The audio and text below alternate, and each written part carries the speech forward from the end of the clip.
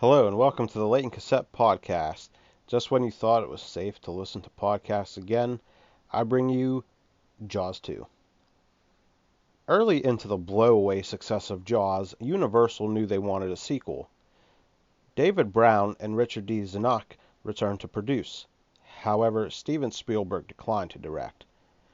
He was famously quoted in October 1975 saying, "Making a sequel to anything is a cheap, carny trick." I wonder if you would feel that way in recent years. Howard Sackler, who helped with the script of the first one, although he was uncredited, wrote the first draft of this one. Originally, he proposed a prequel, the story of the USS Indianapolis that Quint relayed in the first film. Ultimately, that idea was rejected. And there was a movie a couple of years ago, The Men of Courage of the USS Indianapolis or something like that with Nicolas Cage. It bombed. It did like 1 million at the box office. It was quickly forgot about. But on Sackler's recommendation, John D. Hancock was hired to direct. Hancock's wife, Dorothy Tristan, later rewrote Sackler's script, leaving him feeling betrayed. Hancock and his wife pictured a darker tone in the storyline that she borrowed from the book that the first film was based on, and that is that the Amity officials were in deep debt with the mafia. Also, that Amity was more of a ghost town, but a new condo was built to help bring business. Thus, this was here to explain why Brody's warning about another shark went unheard. Well, uncared about at least. This could have proved to be a very interesting concept, but unfortunately it was cut. At least it would have explained why Mayor Larry Vaughn was such a shit human being. Hancock began filming in June 1977. However, he was fired about a month into filming because Universal and MCA executives disliked the dark tone and wanted something a little more light-hearted and action-oriented. That's interesting considering this is a movie about a fucking shark that eats people. Carl Gottlieb was brought in again to work on the script, adding some humor and losing some of the violence. Director Janae Swark was eventually hired to replace Hancock. I might have butchered that name, but sorry. The sharks were built for the film. Richard Maddy used the same mold he used for the shark in the first film in this one as well. But a new head mold was used, crafted by sculptor Chris Mueller, with an all-new mechanism for the mouth. Again, filming on the sea was challenging, with the cast and crew having to contend with tide changes, wind changing direction, surfers, sailboats, jellyfish, and even real-life sharks. Martha's Vineyard was again chosen as the location to film. Many of the residents were happy to be cast as extras and help with the film. However, some were not happy about it at all and refused to cooperate. Universal Go Home t-shirts began appearing on the streets in June 1977. Although they used Martha's Vineyard, most of the filming took place at Navarre Beach in Florida. They shot there from August to December 1977. Jaws 2 cost $30 million to make, and it was later said that Universal never budgeted it because there is no way they would have greenlight a $30 million movie back then. My, how times have changed. Roy Scheider begrudgingly returned to his role as Chief Martin Brody, and only did so to settle a dispute he had with Universal after quitting The Deer Hunter 2 weeks before filming. He was given a great financial package of $500,000 a week for filming, plus $35,000 for each week the film ran over production. Scheider and Swark did not get along at all, and a physical fight even broke out between the two on set. Many kids from Gulf Breeze High School were recruited to play extras and were paid handsomely at $3 an hour, which was more than the $2.65 minimum wage at the time. Universal also donated $3,500 to the school for their use of the students and the school's band. Lorraine Gary and Mary Hamilton returned as Ellen Brody and Mayor Larry Vaughn, respectively. Yay. Mike and Sean Brody were played by Mark Gruner and Mark Gilpin, respectively. Jeffrey Kramer returned as Deputy Hendrix. And John Williams again returned to write the film's score. Again, Jaws 2 inspired a marketing bonanza with Topps trading cards, beach towels, a comic book, shark necklaces, a model kit of Brody's truck, and so on. Jaws 2 opened June 16, 1978, to a $9 million haul its opening weekend, giving it first place, and setting the single-day record of $3.5 million. Interesting side note to this, it opened the same day as Grease. Jaws 2 eventually pulled in $208 million, making it the most successful sequel of all time up until that point. Rocky 2 would surpass it the next year. It is widely considered to be the best of the Jaws sequels. We'll see about that as we get further in. And well, let's get into it. We start out with opening credits and two divers swimming to the wreckage of the Orca, Quint's sunken vessel from the first film. Easy for me to fucking say. Some nice underwater shots of aquatic life here.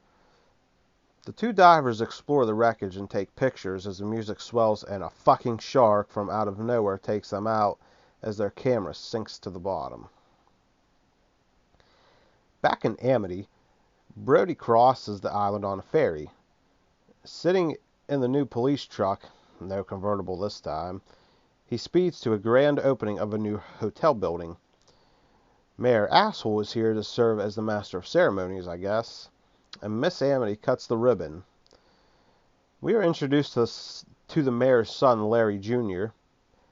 Hopefully he doesn't grow up to be a dick like his dad if he's not eaten. We learn Mrs. Brody through the celebration, and we see the Brody's oldest son, who is now a teenager. In my research, I found that this film takes place 4 years after the events of the first one. And he seemed like he was about 10 in the first one, but now we do learn he's 17, so I don't know, maybe some creative license or whatever. But the Brodies flirt and dance as the high school band plays. Back on the water, we see a shark approaching the shores of Amity. Deputy Dipshit is sent by Brody to check on a ship that's just floating in the shallow area. This boat is the one that was used by the divers in the beginning. We see Sean Brody annoying his older brother with some interaction between the teens. I'm not sure how old Sean is. I mean, he's definitely a kid, definitely maybe 10 or so, but he always tries to fuck around with his brother while he's hanging out with his friends. One of the teens says a girl has, and I quote, tits like a sparrow. If anyone knows what that means, let me know, please, because I have no fucking clue. The teens all go out on boats and fuck with each other, throwing water balloons and stuff. And Brody is dealing with bullshit from all the townspeople and their ridiculous complaints. Minor complaints. One guy has a complaint about a girl dancing and teasing his son, and just goofy shit like that. We learn the divers were a couple of rich guys, and Deputy Hendrix recovers their camera. The teens try some parasailing.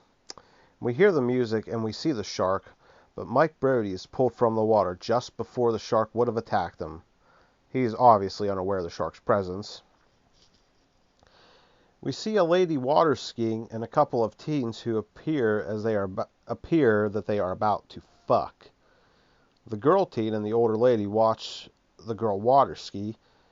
Suddenly, we see a shark fin following her, and the music swells. Now, by this time, the old lady and the teen aren't watching anymore.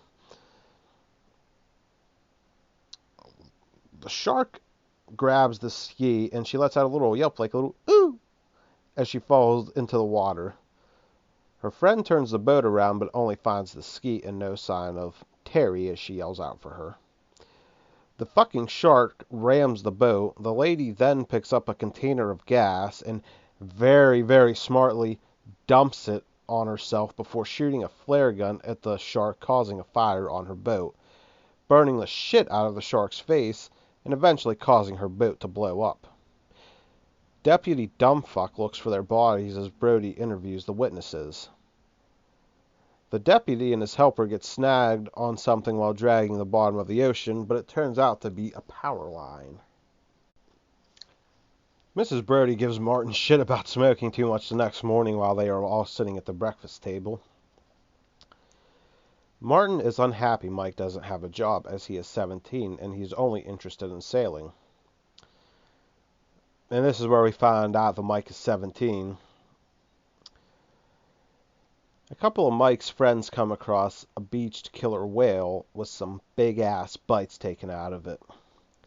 Martin immediately thinks it's a shark attack based on the bites. Martin Brody seems to think that maybe the shark came for revenge on the other one that they killed in the previous movie. But an expert who came to help investigate shoots down any and all his theories. She even says, sharks don't take things personal. Keep that in mind for a movie later on in this franchise.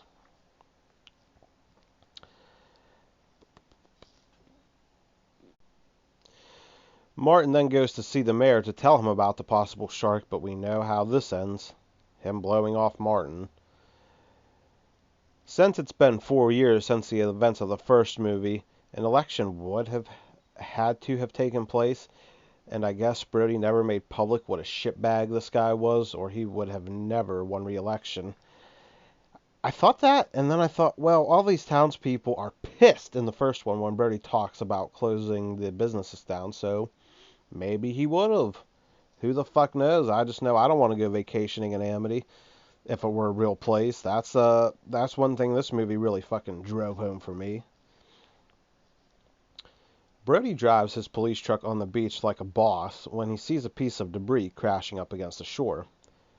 He hilariously tries to get it without getting wet, and he does take his socks and shoes off and go in the water to get it. But a charred corpse crashes into him when he does, spooking him. Next time we see him, he is putting poison in the tips of his bullets, sealing the end with candle wax. We know it's poison because, once again, the bottle is labeled as such. Deputy Fuckhead interrupts, and he seems suspicious of what Brody is doing in his office. It's here the chief gives the deputy the bright idea to have the film developed in the camera.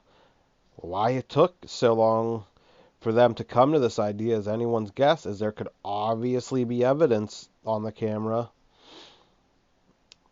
The deputy even says, "Oh, good idea." Fucking idiots. Brody, realizing he is late for dinner, takes his science project, which he wrapped up in a rag to hide, and heads home. Mike and Sean are playing a primitive video game while their mother chats on the phone when the chief arrives. I believe they're playing Pong. I can't be totally sure, but I believe that is what they are playing. Martin gets a call that he has been waiting for, Matt Hooper. However, he is on the vessel Aurora and won't be available until next spring. Martin tells his son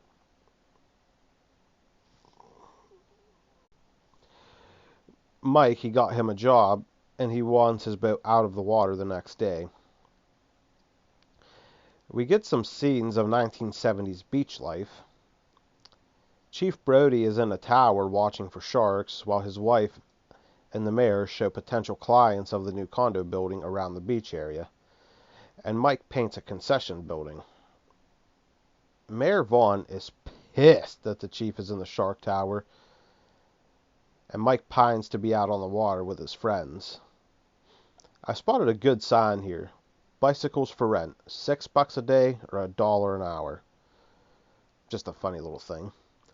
Brody sees a shadow in the water and has an absolute shit attack, ringing the bell of the shark tower, grabbing his revolver and running into the water, shooting the shit out of a school of bluefish, causing all of the beachgoers to think he's crazy. Back in Brody's office, we see he was awarded Amity Man of the Year in 1975, no doubt for killing the shark. Brody gets a call that the pictures were developed. He goes to see them, and as one of the pictures is developed, he sees a shark appear on the photo paper. It's really just like the eye and the top of the picture, and I guess nothingness, the mouth maybe a little bit, but Martin bursts into city council meeting to show them all the pictures. They all deny it's a shark, of course, and they tell Martin to have a seat while they discuss his fate. We see our teens hanging out at a bar, and they make plans for a picnic at the lighthouse for the next day. Back at the Brody house, we find out Martin was fired, and that Deputy Dipshit was promoted to Chief Cocksucker. The current and former chief share a drink before Mrs. Brody shows Hendricks out, and then she listens to Martin vent. Ellen consoles her drunken husband. The next morning, Mike tries quietly to exit the house, but is caught by Sean, who insists on going or he will tell his parents. So Mike reluctantly agrees. The teens all meet up and set sail. They pass a boat full of divers being trained, I guess. Some more nice shots of underwater scenery until the fucking shark shows up looking like Freddy Krueger's pet shark with part of his face burnt. Luckily, most of the divers are safe, and they pull the one who was attacked out of the water. We see the shark following the teens to the lighthouse. Martin looks bored, just fucking around in his house. And then he takes his wife to work, and we see some empty beer cans laying right outside the window of his truck. That's pretty funny. Two of the teens broke off from the rest of the boats and are about to get their fuck on, but the shark hits the boat, causing Eddie, the boy, obviously, well, can't say obviously this day and age, to fall out. Tina pleads with Eddie to swim faster back to the boat, but the shark grabs him and swims toward the boat, slamming him off of it before taking Eddie under and having his breakfast. Martin, seemingly confused about what being fired means, goes to see the diver the EMS are attending to. The new chief haplessly tries to stop Martin from taking the boat to get Mike. Chief Clueless told them Mike was with a group of teens sailing. Martin, Ellen, and the new chief then speed toward the lighthouse. Brody calls for help from a chopper while they are going to rescue the kids. The kids then decide to go past the lighthouse to a better spot. The Brodies and the new chief come across Eddie and Tina's boat. It seems abandoned until Brody hears crying and finds Tina. Tina tells him that it was a shark attack, and Brody goes off to rescue the kids alone after flagging down another boat to take Hendricks, Ellen, and Tina in. We cut to one of the more annoying teens trying to fix his boat. He looks like a fucking Tommy Lee impersonator about 5 years before anyone even knew who the fuck Tommy Lee was. God, that pisses me off. Suddenly, the shark rams his head into the fucking boat, throwing him overboard. Unfortunately, he is saved. The shark fucks with the teens, ramming and flipping their boats and causing them to ram into each other. It seems the shark is genuinely having a good time and is just fucking with them. We see Mike passed out in the water. He sure does take a lot of naps in the ocean when fucking sharks are swimming towards him. Mike is pulled from the water by two of the teens, just in time, of course. The two teens depart to take Mike in as he is injured pretty bad, and the rest of the teens tie their boats together. Martin comes up on the lighthouse and radios the air support, who still haven't taken off. The teens look more bored than scared. Finally, the air patrol is looking for the kids with his sick-ass Amish beard. He circles the kids as they celebrate and he lands the chopper. He yells some instructions to the kids on a bullhorn. He tries to take He ties their boats to his chopper. As he is taking off, the shark pops out of the fucking water as if to say, "Surprise, bitch!" The shark is able to wrestle the chopper into the water, destroying it, and then goes to fuck with the teens for a minute. Our Tommy Lee lookalike and Sean Brody fall into the water. Both of them are saved, however. One of the girls helping Sean is the shark's mid-morning snack. Ellen's boss tries to apologize to her to no avail, and Brody continues to call the chopper, but no answer. We know why. The teens try to throw Sean a line to pull him back to them as he is on an overturned boat by himself. But he just holds on to the boat crying in shock. Sean finally cooperates and grabs the rope and ties it around the boat, and the teens pull him over to them. And I guess the kid who would be who would be Mike's best friend grabs Sean and he kisses him on the cheek and he holds him real tightly. It's very, very fucking weird. One girl prays as some of the teens argue as they float toward Cable Junction, the last island before open ocean. Martin spots the boat carrying Mike and the other two. Martin tells them to go to the lighthouse and stay there while he goes to rescue Sean and the others. Brody had no idea his son Sean was with them. They thought he was just playing somewhere, and they didn't even look for him before they went to rescue Mike. So, I mean, that's some interesting parenting. All the teens yell and scream at each other, but stop and celebrate when they see the police boat coming to rescue them. Martin throws them a rope to tie their boats together so he can pull them closer to him, when the shark suddenly jumps out of the water and bites through the rope. Martin then crashes the police boat into the island like a true dumbass. He again throws the kids a rope, and he ties it off to some weights on a cable. They're hook-looking things. The hooks on the weights then pull a power line along with them. Freddy Sharko then pops up through the bottom of one of the boats, scaring the shit out of everyone. Our designated screamer does just that, screams her fucking lungs out. Martin blows up an inflatable raft. He then uses the raised power line to sort of shimmy himself down towards the raft. Then he starts beating the power line to distract the shark from eating Sean. The expert who helped him look at the beached whale wounds at the beginning said sharks also use sound to hunt. He continues to beat on the power line until he has the shark's full attention. He then holds the power line and taunts the shark until the shark bites into it, frying him like a fucking dish of Popeyes. Really cool visual of the shark burning and fire coming through his mouth. The teens rejoice, and Martin rows to safety with Sean as they all wait to be rescued on Cable Junction, and the credits roll. Positives: good visuals again, decent acting. It's cool to follow a bunch of teens this time as well, and not just the adults. Very cool, unexpected ending if you haven't seen it before. And I haven't seen Jaws 2 in a long time, well, the whole way through. So I didn't remember how it ended, and I was surprised, for sure.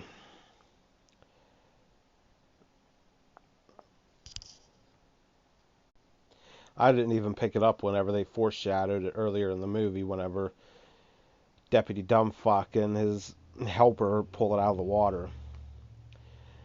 There was less of that shithead mayor and more of Deputy Dipshit, which is an improvement. Despite the way I might sound about the deputy, I don't mind him. I think he is a fucking idiot, but I rather deal with a whole movie with a deputy than with the mayor any day. And it is a positive, a big, big positive. That mayor is not in it very much. And the negatives, it's basically the same movie over again. Brody seems paranoid about sharks. The mayor doesn't want to hear it, and the city needs money, blah, blah. Overall, Jaws 2 doesn't quite live up to the original. But how could it? Jaws was the biggest movie of all time at one time. So it had big shoes to fill, and I think it did a decent job.